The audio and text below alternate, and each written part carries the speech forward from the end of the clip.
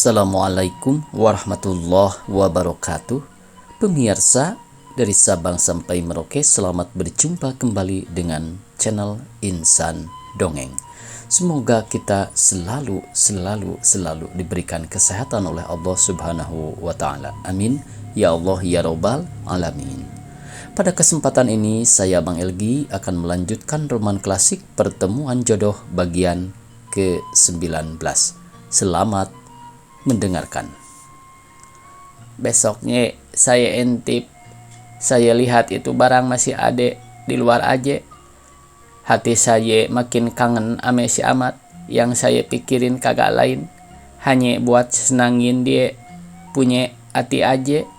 Lantas saya masuk lagi ke kamar nyonya, saya kegelapan, saya ambil itu barang semua. Apa sebab maka cincin markis ada di bawah tikar Bamuratna?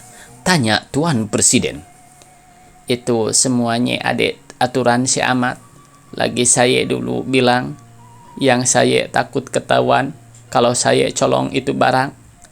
Amat kasih nasihat gampang. Taruh aja satu dari itu barang di bawah tikar ketiduran Ratne. Nanti dia yang ketangkep dan yang dihukum. Barangnya kita yang ambil. Tuan Presiden bertanya pula, selain dari cincin markis yang kau sembunyikan di bawah tikar Ratna, kau mengapakan barang-barang yang lain dan bagaimana rupa barang-barang itu?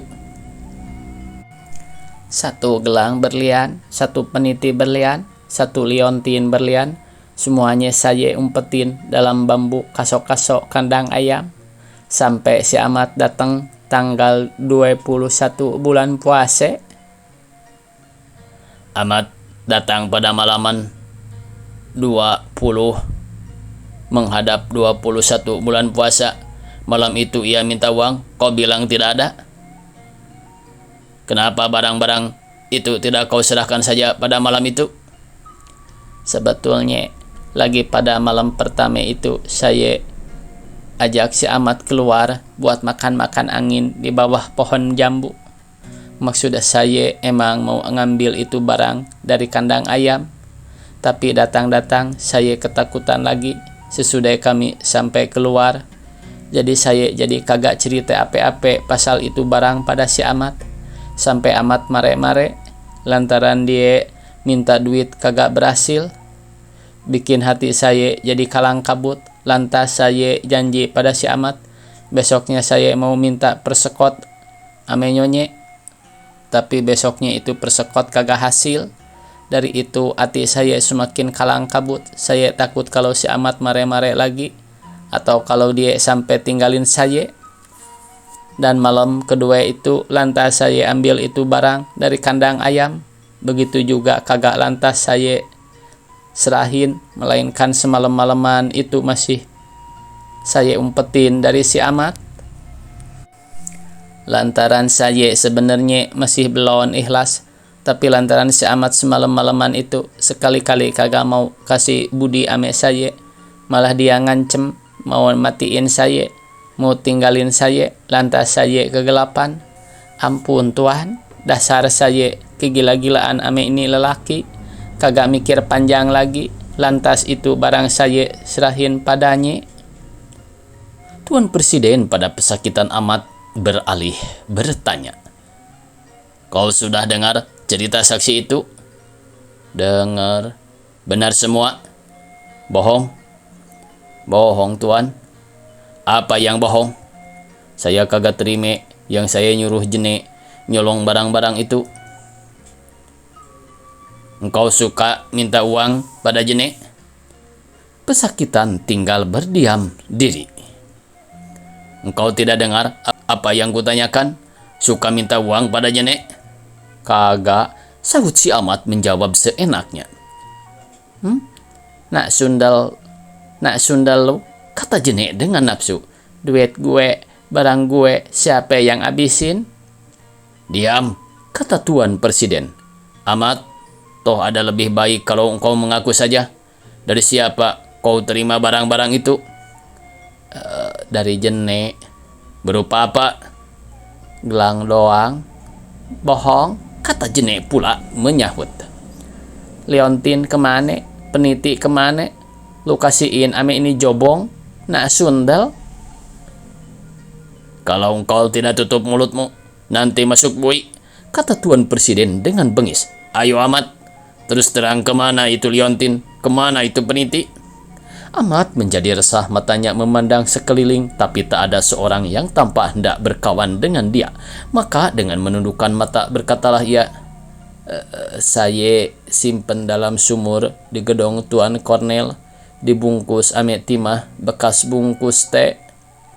Bagus, barang itu disuruh cari hari ini. Kalau engkau tidak bohong, tentu ia masih ada. Persidangan kita tutup hari ini, esok diteruskan, kata Tuan Presiden kepada semuanya.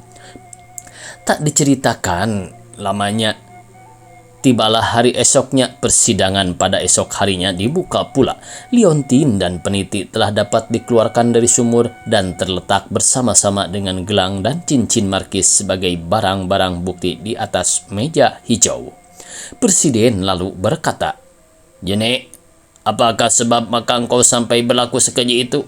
Tidakkah engkau menyesal atas perbuatanmu, terutama terhadap Ratna ini? Lebih dari menyesal, Tuan. Jika saya orang punya, mau saya rasanya ganti semuanya kerugian Ratna secara yang sepatut-patutnya. Sebetulnya ini perempuan kagak bersalah apa-apa, dan saya ngaku dia belum pernah nyakitin hati saya ame suatu laku atau kate-katenya. Hanya saya juga yang durhaka, cemburuan ame dia dengan kagak satu jalan buat cemburuan. Saya ngaku terus terang, yang hati saya sirik lagi dengki ama Ratna lantaran dalam satu perkara dia ada lebih dari saya. Saya udah berlaku keji atas nyonya saya, sampai nyolong barang nyonya karena saya mau senangin hati si Ahmad aja. Karena saya takut kalau dia bener sampai tinggalin saya buat dimatiinnya. Saya emang juga takut, tapi yang paling saya takutin kalau saya sampai dia tinggalin. Barangkah saya udah kena jampe ame si Ahmad. Pendeknya, saya kagak dapat ceritain beratnya hati saya pada ini orang. Tapi sesudah mati saya jadi melek lantaran dia suka bergendak ame orang lain yang dibelanjainya ame duit saya. Hilang deh segala rasa yang gila-gilaan itu. Saya udah cerita dengan terus terang. Sekarang saya tinggal pasrah ame Tuhan dan ame Tuhan. Sudah berapa tahun engkau turut pada Nyonya Cornel? Kurang lebih 20 tahun, Tuan. Memang heran jika dipikirkan hal perbuatanmu yang sekeji itu. Di sini ada keterangan dari Nyonya Cornel menyatakan kebaikan engkau selama engkau belum pernah berselisih-selisih dengan lakimu dan belum berkenalan dengan si Ahmad ini. Saya, Tuan, sesudah berkenalan ame si Ahmad, saya ngaku akal saya kagak beres lagi. Lama hakim bersidang dalam Radkammer mempertimbangkan perkara itu. Ditimbang kesalahan si Ahmad, Ratna nyata sudah menjadi korban fitnah. Jene sebetulnya halus pula dituntut, tapi ditimbang pula bahwa ia berlaku serupa itu semata-mata untuk menjadi suatu perkakas yang tidak insaf di tangan seorang penjahat. Pengadilan menjatuhkan hukuman 5 tahun buangan kepada si Ahmad. Ratna dibebaskan dari segala tuntutan, sedang pokrolnya tak perlu berkata sepatah jua lagi. Ratna jatuh pingsan bagai ditembak petir halilintar. Demi mendengar keputusan itu, lama benar ia menguat-nguatkan diri selaku orang yang mempergantungi sehelai lalang dalam dihanyutkan oleh gelora. Maka setelah ketolongan, lenyaplah segala kekuatannya. Sementara hakim bersidang dalam Red Kamar, sedang kedua terdakwa dibawa ke kamar pesakitan dan terasing dari sekian saksi-saksi. Suparta menghampiri Sudarma lalu mengenalkan diri. Saya dokter yang memelihara Ratna di rumah sakit selama ia ada dalam tahanan. Demikian Suparta berkata. Guna kesehatan kakak saudara, perlu benar ia beristirahat dahulu di rumah tumpangan bidara Cina, tempat memelihara perempuan-perempuan yang kurang sehat, yang sangat mengancam kewarasan Ratna ialah suatu penyakit otak yang amat berbahaya bila kurang-kurang baik menjaga dia. Kebetulan saya ada menjadi dokter pada rumah tumpangan itu dengan tidak menerima upahan. Jadi jika saya tumpangkan orang sakit di sana yang masuk pada tanggungan saya, tidaklah si sakit itu akan membayar. Tapi Ratna tentu tak akan suka bila ia disuruh menumpang di tempat itu dengan tidak membayar. Lebih pula ia tak akan suka jika disebut-sebut bahwa saya harus membayarkan dia. Oleh karena itu, guna kepentingan kakak saudara, saya harap supaya saudara suka mengaku bahwa saudara yang menumpangkan dia ke Bidara Cina atas tanggungan saudara. Kata Sudarma, sejumlah gaji saya dari bulan ke bulan hendak saya sediakan buat ongkos Ratna di rumah tumpangan itu. Tak usah saudara khawatir akan belanja itu, sahut Dokter Suparta. Ia diterima dengan prodeo, tapi Ratna tentu tak suka bila ia mendengar bahwa ia masuk tumpangan itu atas kerahiman orang lain. Lain perkara jika diceritakan bahwa ia ada di sana dengan ongkos saudara jua. Di Bidara Cina tempat baik buat orang-orang yang sakit otak, ada disediakan pavilion yang terasing dari kamar-kamar orang lain. Tak usah ia bercampur dengan orang banyak, sebulan atau 2 bulan di tempat itu. Sementara itu kita datang berganti-ganti melawat dia. Insya Allah Ratna akan sembuh kembali. Terima kasih, sahut Sudarma dengan menyapu air matanya. Dari kantor Landrat, Suparta membawa Ratna dan Sudarma dengan otonya ke rumah Tuan Kornel pensiun. Suparta melihat dengan sukacita bahwa cahaya pada mata Ratna yang mencemaskan hatinya dari bermula tak tampak lagi karena pingsan yang penghabisan sekah di kantor Landrat itu dengan tidak dapat disambut oleh Mr. Junaidi. Ia telah jatuh dan kepalanya terantuk ke lantai batu. Tidak mustahil kecelakaan itu telah menimbulkan pula suatu kebaikan bagi otak Ratna yang sedang terganggu. Boleh jadi pula keputusan perkara sampai kepada bebasnya itu telah menimbulkan kegemparan luar biasa di dalam otak Ratna. Hingga seketika itu sudah menimbulkan perubahan pula. Entahlah. Dokter Suparta hanyalah dapat mengira-ngira saja, tetapi secara Ratna memandang selama di jalan dan selama berkemas di rumah Nyonya Kornel tak adalah tampak yang patut dikhawatirkan lagi pada Ratna. Nyonya Kornel menyambut Ratna dengan air mata setelah mendengar keputusan Landrat itu, lalu berkata, "Sesaat aku tidak menaruh persangkaan bahwa Ratna bersalah, tapi apa boleh buat, polisi berlaku secara mestinya. Kasihan Ratna, tentu kau hendak bersenang-senang dahulu di kampung, bukan?" Ratna harus beristirahat dahulu, sahut Dokter Suparta.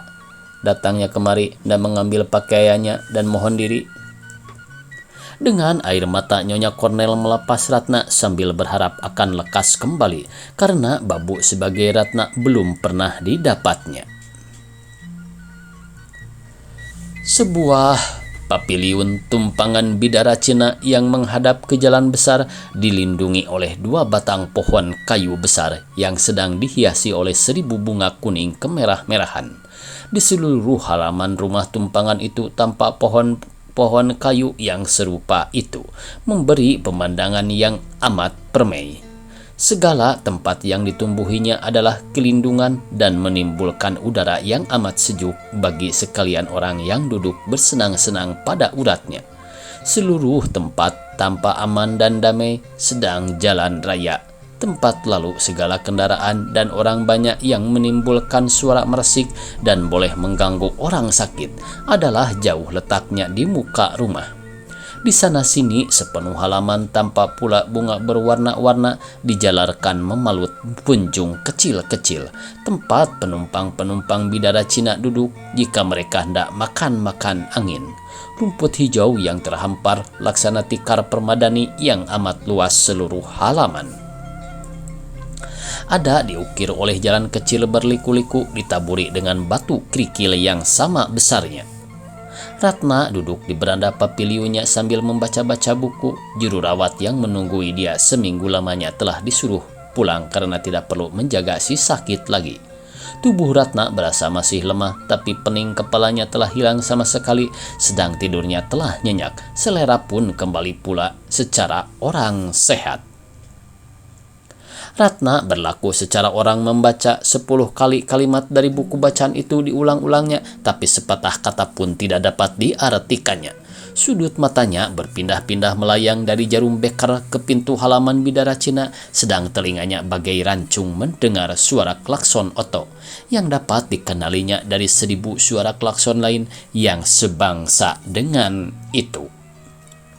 Jarum panjang bekar berangsur-angsur meninggalkan angka 12, terlalu lambat pada perasaan Ratna. Jika bekar itu tidak rusak, sesampai jarum panjang pada angka 3, niscaya suara klakson yang merdu suaranya bagi telinganya itu akan terdengar. Dan seketika itu, Ford, Dr. Suparta akan masuk ke pintu halaman Bidara Cina. Semenit lagi, Ratna mengempaskan bukunya ke atas meja. Suatu cerita pendek telah tamat dibacanya, tapi ia tak tahu apa yang diceritakan. Klakson Ford? Ya, Dr. Suparta mengemudikan kendaraannya menuju ke muka pavilion. Halo Nana, senang? Oh, sebentar lagi kau boleh meninggalkan tempat ini. Ya, warna muka masih pucat. Tidur, bagaimana? Nyenyak. Tidak sadar-sadar sampai sesiang-siang hari. Syukur. Tidur, makan, hanya itu yang perlu. Dan tidak boleh berhati bimbang, tidak boleh memikirkan ini dan itu. Tinggal menerima untung sebagai orang sakit yang sedang ada di tangan dokter. Kata Dr. Suparta, tak boleh ditopang. Nasihat dokter harus diturut jika sudah sembuh. Lain bicara, ya nanti dahulu, nak. Dokter hendak memeriksa yang lain-lain dahulu. Jadi di pavilion ini segala baik. Syukur, sebentar lagi aku kembali buat minum teh. Maka menghindarlah Dr. Suparta dari tempat itu menuju ke rumah besar. Sekalian penumpang yang duduk berasing-asing sepenuh halaman dihampirinya, dibawanya bertutur. Sedang yang sakit berbaring didatanginya ke tempat tidur. Sebab masyhur ahli dalam penyakit otak dan bersifat dermawan pula, sukalah ia menerima permintaan pemimpin rumah tumpangan Bidara Cina buat mengorbankan waktunya yang terluang antara pukul 2 siang dan pukul tengah 5. Bidara Cina yang bekerja setengah amal menerima segala perempuan yang bermaksud hendak menyenang-nyenangkan diri atau yang terancam oleh suatu penyakit otak. Selama Ratna menumpang di tempat itu, penumpang-penumpang yang lain hanya dapat bertutur sepatah dua patah kata saja dengan dokter amal itu. Suparta berlaku secara orang yang amat kekurangan waktu. Tenang darahnya ialah bila ia sudah duduk di bawah pohon kayu di hadapan pavilion Ratna dan beramah tamahan dengan orang sakit yang seorang itu. Dalam beramah tamah itu, Suparta menjaga benar jangan sampai kepada memperkatakan hal ihwal yang sudah-sudah. Kepada Sudarma yang diberi izin buat datang seminggu 2 kali menemui Ratna adalah pula dipesankannya buat berlaku secara itu. Sekali-kali Ratna jangan dibawa memperkatakan hal ihwalnya dahulu supaya urat-urat sarafnya jangan terganggu pula. Jika Ratna dalam bergurau-gurau dengan Suparta sekonyong-konyong sudah termenung, lalu menarik napas panjang dan menundukkan mata, maka Suparta menyadarkan dia dengan seketika sambil berkata, nak, sepanjang-panjang jalan orang menawarkan barang-barang di bawah harga, tapi mustahil orang akan mengeluarkan pokok dan membanting tulang buat merugikan diri dengan sengaja. Jika begini murahnya hidup terus-menerus, aku tidak akan membantah. Sangat pasal potongan gajiku. Berapa persen gajimu dipotong, Par? Sahut Ratna kepada Dokter Suparta. 17% dengan angka dan dengan huruf 17%. Dan kau bersungut-sungut. Adakah engkau sampai memikirkan nasib orang yang lain-lain yang terpotong pula penghasilannya? Pegawai-pegawai partikelir yang dipotong sampai 50%. Ya, sampai 100%. Orang berniaga yang habis sampai kepada abu tungku-tungkunya, berapa persen mereka itu dipotong? Demikianlah dunia, Nana. Tidak ada manusia yang akan menerima kadarnya dengan hati tulus dan ikhlas sambil mengucap syukur akan Tuhan yang telah menentukan kadar untuk diri masing-masing itu. Demikian Suparta menyahut dengan tertawa. Dan oleh karena sahabatmu itu hanya manusia saja dan mengandung segala sifat kemanusiaan yang buruk-buruk, maka janganlah engkau heran bila ia terbawa-bawa pula mengomel panjang pendek dengan kawan-kawan yang banyak. Bersambung. Billahi taufiq wal hidayah. Wassalamualaikum warahmatullahi wabarakatuh.